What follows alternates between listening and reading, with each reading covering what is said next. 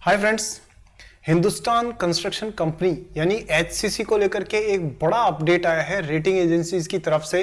वो इस वीडियो में हम लोग डिस्कस करने वाले हैं। और सबसे बड़ी बात है दोस्तों कि एचसीसी बहुत बड़े प्रोजेक्ट्स में डील करती है, तो वो कौन से कारण हैं जो इस कंपनी को एक मल्टी बैगर बना सकते हैं फ्यूचर में, और आपको प्रॉफिटेबल इन्वेस्टर बनने में इस प्रकार की कंपनी से क्या सहयोग मिल सकता है, ये हम जानेंगे इस वीडियो में। साथ ही हम देखेंगे फंडामेंटल और टेक्निकल एनालिसिस के बेसिस पर एचसीसी किस प्रकार से कंपनी साबित होती है। और सबसे बड़ी बात है दोस्तों कि आपके पोर्टफोलियो में एचसीसी को रखने से आपको फायदा है या नुकसान है, या कितना फायदा है, ये सारे हम जानने की कोशिश करेंगे इस वीडियो में। वीडियो बहुत इंपॉर्टेंट है, बहुत इंफॉर्मेटिव है और कुछ जरूर आप नया सीखेंगे आज। इसलिए अभी सबसे पहले वीडियो को लाइक कर दीजिए, चैनल सब्सक्राइब करके बेल आइकन को ऑन कर दीजिए, क्योंकि ऐसे इंफॉर्मेटिव वीडियोस दोस्तों मैं आपके लिए लाता रहता हूं। और शुरू करते हैं एचसीसी का एनालिसिस। Let's begin.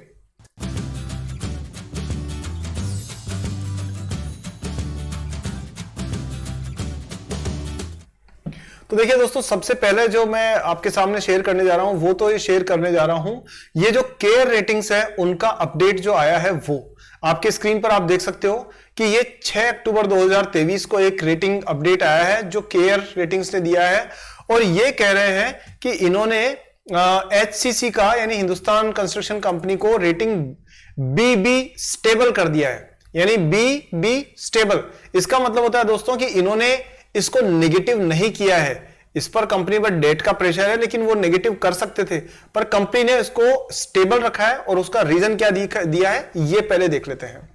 तो रीजन इसमें ये रखा है इन्होंने, the rating assign to the instrument of HCC delivers strength from improvement in the performance of company during financial year 23 and quarter 1 of financial year 24 by improvement in the total operating income and profit margins. Sorry दोस्तों, तो इन्होंने ये कहा है कि भाई company करीब करीब 9 से 10% का प्रॉफिट मार्जिन आसानी से निकाल रही है, और कंपनी के पास में पॉजिटिव फैक्टर्स भी है जिसके कारण इसको पॉजिटिव ये आउटलुक दे रही है।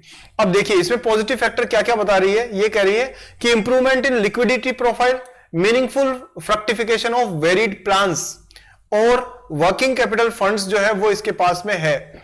नेगेटिव फैक्टर्स क्या है कि slow down in the work execution, project कभी कभी डिले हो जाते हैं, उसकी वजह से पेमेंट अटकता वगैरह है, तो वो नेगेटिव है। बट ओवरऑल कंपनी ने कहा है, रेटिंग एजेंसी ने, कि भाई साहब ये जो है आउटलुक इसका स्टेबल है। अब कंपनी की स्ट्रेंथ्स क्या है दोस्तों हम जब भी कभी किसी भी बिजनेस को एनालाइज करते हैं तो हमें सबसे पहले पता होना चाहिए कि बिजनेस का फंडामेंटल क्या है, किस तरीके का बिजनेस है। क्योंकि देखो, अगर हम टेक्निकली जाकर के सीधा बाइंग सेलिंग अपॉर्चुनिटीज देख के परचेज कर लेते हैं तो दोस्तों शॉर्ट टर्म में तो आप प्रॉफिट कमा सकते हो, चांसेस हो सकते हैं, लेकिन लॉन्ग टर्म में सिर्फ वही कंपनीज कामयाब होती है जिनका बिजनेस मॉडल और फंडामेंटल्स स्ट्रॉन्ग होते हैं। सो इसलिए वो देखना जरूरी होता है। क्या खरीदे ये बताता है फंडामेंटल्स, और कब खरीदे ये बताता है टेक्निकल्स। चलिए हम देखते हैं कि इसकी स्ट्रेंथ क्या क्या है एचसीसी की। तो एचसीसी की पहली स्ट्रेंथ में दोस्तों इन्होंने बताया है कि भाई इनकी फाइनेंशियल परफॉर्मेंस जो है वो अभी इंप्रूव हुई है रिसेंटली, और मैं अभी आपको बताऊंगा कि कितनी इंप्रूव हुई है, किस तरह से हुई है, आप आश्चर्य करोगे जान करके।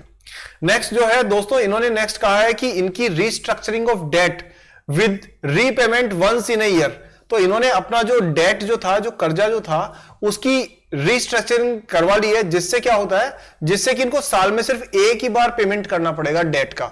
ये नहीं कि हर महीने किस्त देनी है, तो हर महीने किस्त देने से दोस्तों हमेशा प्रेशर रहता है कंपनी के ऊपर, तो ये इनके लिए एक पॉजिटिव चीज है। फिर कह रहे हैं healthy order book with geographical and segment diversification, यानी इनके पास में बहुत सारे ऑर्डर्स पहले से मौजूद है। और वो भी दोस्तों एचसीसी के जो ऑर्डर्स है ना, वो छोटे मोटे ऑर्डर्स नहीं होते। एचसीसी के ऑर्डर्स होते हैं बड़े बड़े प्रोजेक्ट्स के, बहुत बड़े, मतलब इंडिया के जो बेस्ट और बिगेस्ट प्रोजेक्ट्स होते हैं ना, वो आपको एचसीसी के पास मिल जाएंगे। सो इसलिए इसके पास धंधे की कोई कमी नहीं है। फिर कह रहे हैं इसके बाद में extensive experience in construction industry. ये दोस्तों 1926 में शुरू हुई थी ये कंपनी, आप देख रहे हो स्क्रीन पर। HCC was founded in by सेठ वॉलचंद हीराचंद इन 1926। तब से इस इंडस्ट्री में ये काम कर रहे हैं, तो आप सोच सकते हो इसके अंदर कितना दम है। अब इसके कुछ नेगेटिव वीकनेसेस पे आ जाते हैं, कुछ कमजोरियों पे। तो पहली कमजोरी क्या है कि डेट लेवल हाई है। अभी इन्होंने डेट को रिस्ट्रक्चर कर दिया है, लेकिन फिर भी डेट इनका अभी ज्यादा है, जिससे कि इन पे प्रेशर है। सेकंड ये है कि बड़े प्रोजेक्ट्स में टाइम लगता है पूरा होने में, तो इनके पेमेंट भी कभी कभी डिले हो जाते हैं। बट कुल मिलाकर के ये कहेंगे कि कंपनी के पास ऑर्डर्स की कमी नहीं है, बस इसको कर्जे से थोड़ा सा सावधान रहने की जरूरत है। तो ये तो था अपडेट। अब हम जानते हैं कि एचसीसी के फंडामेंटल्स किस तरीके के हैं और साथ में इसकी फाइनेंशियल परफॉर्मेंस किस तरीके की है। तो हम सबसे पहले, और टेक्निकल परफॉर्मेंस कैसी है, तो शुरुआत करते हैं हम लोग इसके जो रिसेंट फाइनेंशियल परफॉर्मेंस है उससे। सो चलिए देखते हैं। तो यहां आप देख सकते हैं अपने स्क्रीन पर दोस्तों, एचसीसी जो है उसका ये इन्वेस्टर प्रेजेंटेशन है, और आपको मैं सीधा काम की चीज दिखाता हूं। वो ये है, देखिए सबसे पहली बात, ऑर्डर्स बैकलॉग, यानी भैया ऑर्डर पड़े हुए हैं इनके पास। यहां तो मार्केट के अंदर धंधा नहीं होता, लोग एडवर्टाइजिंग करते हैं, कैंपेनिंग करते हैं और उनको ऑर्डर लाने में जोर आता है। हिंदुस्तान कंस्ट्रक्शन कंपनी ऐसी कंपनी है जिसके पास ऑर्डर्स पड़े हुए हैं 13,000 करोड़ रुपए के। ये इसको पूरे करने हैं, मतलब ऑर्डर पहले पड़े हुए हैं और ये पूरा करने में इनको टाइम लग रहा है। अब इसकी वजह भी बताऊंगा। देखिए बिजनेस वाइज आप देखें तो इसका ब्रेकअप क्या है। ट्रांसपोर्ट से दोस्तों इनको 50% ऑर्डर इनके ट्रांसपोर्ट बिजनेस से आते हैं, और हाइड्रो प्रोजेक्ट्स जो है, जो पानी की जो जल ऊर्जा से संबंधित है, वो 26% है, और बाकी के न्यूक्लियर वगैरह से आते हैं दोस्तों। अगर ज्योग्राफी के हिसाब से देखें तो सबसे ज्यादा ऑर्डर इनके पास आते हैं उत्तराखंड से, और उसका रीजन सिंपल है कि उत्तराखंड की जो टेरेन है, उसकी जो जगह है वो ऐसी पहाड़ों वाली ऊंची नीची है कि वहां पे ब्रिजेस की भी जरूरत पड़ती है, रोड्स की भी जरूरत पड़ती है, टनल्स की भी जरूरत पड़ती है, सबकी जरूरत। तो इनका अधिकतर जो ट्रांसपोर्ट वाला जो बिजनेस है ना, ट्रांसपोर्ट में कंस्ट्रक्शन का, वो आता है उत्तराखंड से, और नेक्स्ट नंबर पे आता है, वो आता है दोस्तों महाराष्ट्र से, और बाकी गुजरात और तमिलनाडु से भी इनके पास में ऑर्डर आते हैं। अब आगे चलते हैं और देखते हैं कि दोस्तों इनके प्रोजेक्ट किस किस तरीके के हैं। सो देखिए,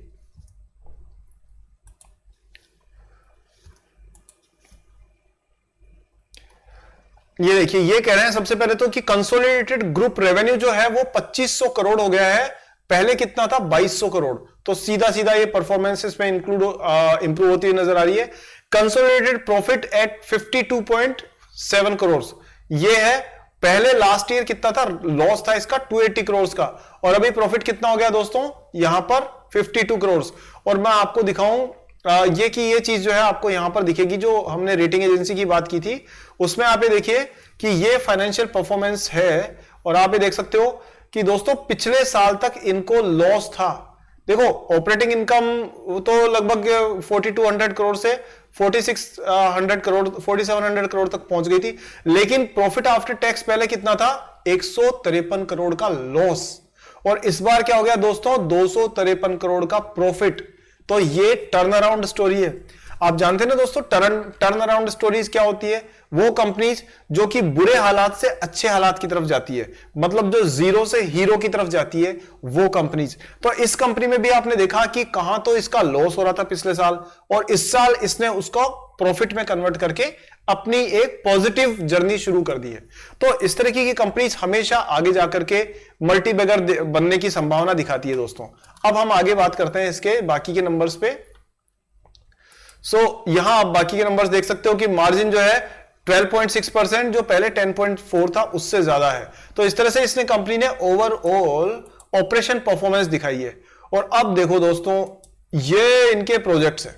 अब आप अंदाजा लगा सकते हो इन प्रोजेक्ट्स को कंप्लीट करने में कितनी मेहनत, कितना टाइम लगता होगा, और इसमें इनको मुनाफा कितना होता होगा।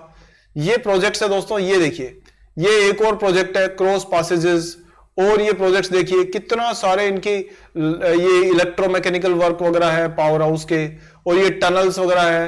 ये देखिए, ये जो डैम होता है, अब ये जो है डैम कहां बना हुआ है दोस्तों, ये डैम है आपका निकच्छु HEP। तो इस तरह से दोस्तों इतने बड़े टनल्स हो गई, आपकी ब्रिजेस हो गए, स्टैंड अलोन प्रोजेक्ट्स हो गए, इस तरह से ये सारे इनके बड़े बड़े प्रोजेक्ट्स हैं। तो आप सोचिए कि इनमें कितना पैसा आता होगा। अब आप ये देखिए कितना जबरदस्त प्रोजेक्ट है। तो दोस्तों इस तरह से ये कंपनी अपने आप में ये एक तरीके के लेजेंड है, और इसका जरूर कहीं ना कहीं मान के चलिए फ्यूचर में बड़ा एक पोटेंशियल लेके चलने वाली है। इंडिया ग्रो करेगा तो HCC ग्रो करेगी, सीधी बात है। अब हम ये जानते हैं कि इस कंपनी के जो फंडामेंटल से वो किस तरीके के हैं, इन पे एक बार नजर डालते हैं। चलिए, तो यहां हम दोस्तों फंडामेंटल्स पे आ जाते हैं और देखते हैं कि कंपनी के फंडामेंटल्स क्या कहते हैं। हिंदुस्तान कंस्ट्रक्शन कंपनी के फंडामेंटल्स ये रहे आपके सामने। यहां आप देखोगे कि सिर्फ ये 4200 करोड़ रुपए की कंपनी है, मतलब टर्नओवर इसका कितना है दोस्तों, 4200 करोड़ के आसपास में।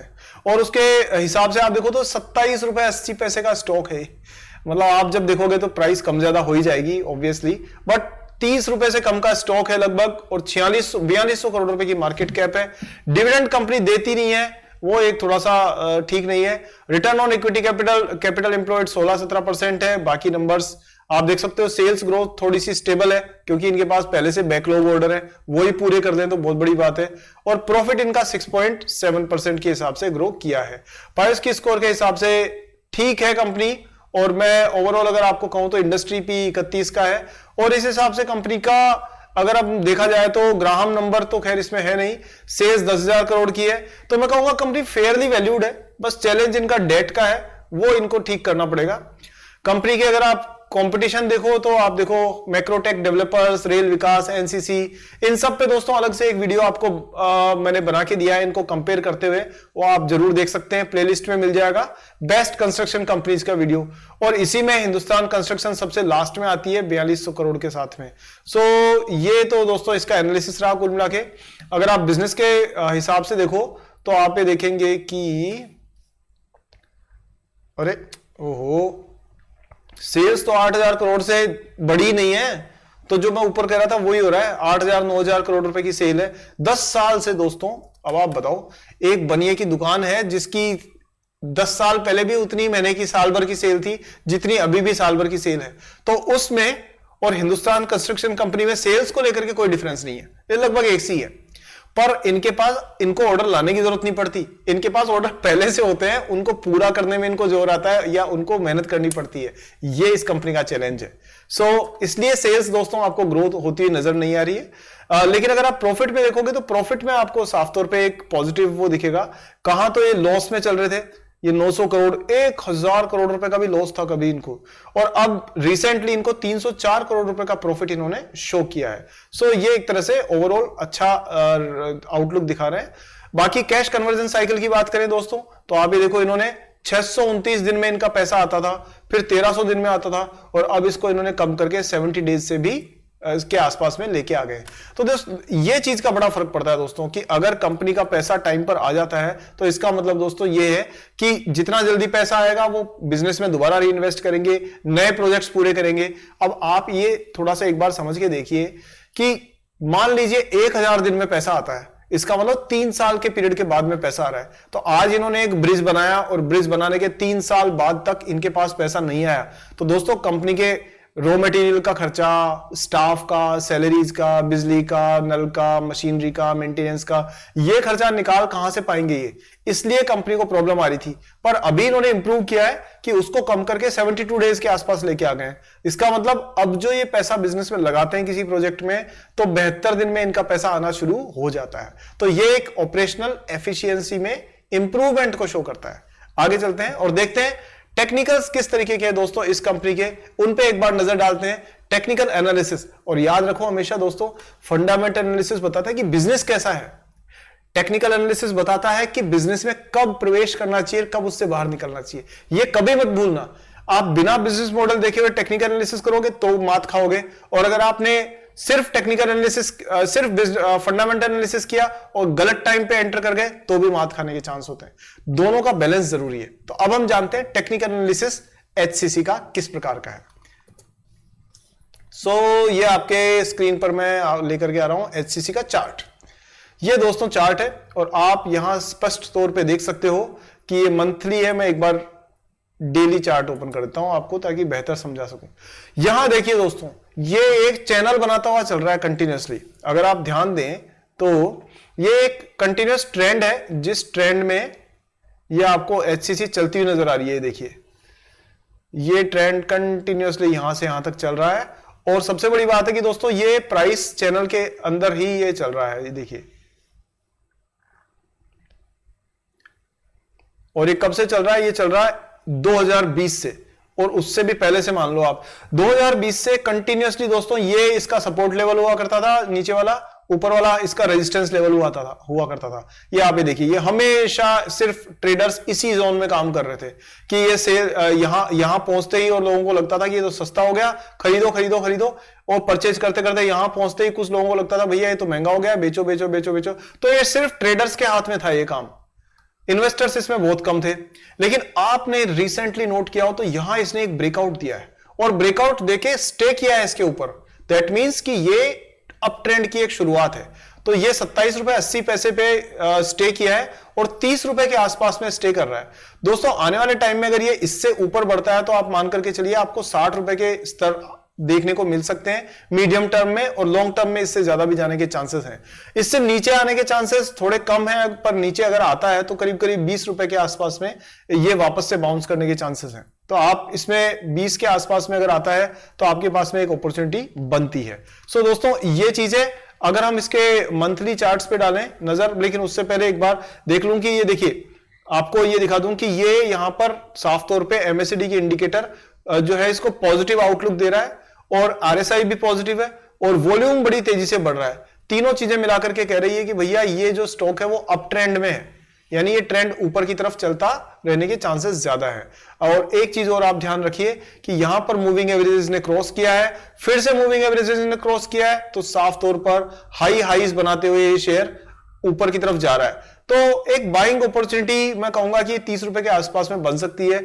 आप एक साथ बहुत सारा पैसा बिल्कुल मत लगाइएगा, थोड़ा थोड़ा तरीके से अपना डिसीजन, अपना एनालिसिस करके लगाइएगा, क्योंकि मेरा वीडियो दोस्तों सिर्फ एजुकेशनल पर्पज से है, ताकि आप चीजों को समझें और फिर अपने हिसाब से डिसीजन लें। तो कोई बाइंग सेलिंग कोई मेरी रिकमेंडेशन मेरी तरफ से नहीं है। अभी हम देखते हैं इसके अंदर दोस्तों कि ये इसका जो मंथली चार्ट है वो क्या कहता है, वो एक बार नजर और डाल लेते हैं। तो यहां आप साफ तौर पे मंथली चार्ट में आपको पिक्चर बेहतर तरीके से नजर आएगी। देखिए कितना अंडर वैल्यूड चल रहा है ये, क्योंकि इसके डेट की प्रॉब्लम थी। तो दोस्तों ये करीब करीब 2018 के बाद में तो ठंडा ही पड़ा हुआ है ये, लेकिन रिसेंट जो मूवमेंट है और ये मूविंग एवरेज के क्रॉस ओवर से इसका एक अप ट्रेंड बन रहा है और इसको कंटिन्यू रहने की काफी अच्छी संभावना साफ तौर पे दिख रही है। हालांकि कोई गारंटी नहीं है, लेकिन ओवरऑल बिजनेस आपके सामने है। दोस्तों कैसा लगा आपको वीडियो, और सबसे बड़ी बात है कि दोस्तों आपको क्या लगता है कि हिंदुस्तान कंस्ट्रक्शन कंपनी यानी HCC का फ्यूचर आने वाले टाइम में आपके हिसाब से कैसा रहना चाहिए? मैंने तो एनालाइज करके आपको दिया है, बट आपका थॉट प्रोसेस क्या कहता है ये मुझे कमेंट सेक्शन में लिख करके जरूर बताइए। और कौन सी पॉजिटिव और कौन सी नेगेटिव चीज दोस्तों इसके बिजनेस पे असर डाल सकती है फ्यूचर के हिसाब से, वो भी मुझे बताइए। और वीडियो में क्या अच्छा लगा ये भी कमेंट में बताइए। 3 काम दे दिए मैंने कमेंट के। तो दोस्तों कमेंट करिए, वीडियो को लाइक करिए। दोस्तों अभी तक आपने लाइक नहीं किया है तो लाइक जरूर करिए, चैनल को सब्सक्राइब करके बेल आइकन को ऑन करिए दोस्तों, और ताकि मेरी वीडियो आपको जल्दी, नेक्स्ट वीडियो आपको तुरंत मिल जाए। और इस वीडियो को शेयर करिए अपने सारे दोस्तों के साथ, सारे रिश्तेदारों के साथ, सारे कमेंट अपने जो कलीग्स है बिजनेस के या ऑफिस के उनके साथ, व्हाट्सएप पे, फेसबुक पे, इंस्टाग्राम पे, टेलीग्राम पे, और जहां भी मौका मिले वहां पर। दोस्तों आज की वीडियो में इतना ही। अगले वीडियो में एक और एनालिसिस के साथ में जल्दी मिलता हूं आपसे, आपका दोस्त सागर शर्मा। जय हिंद।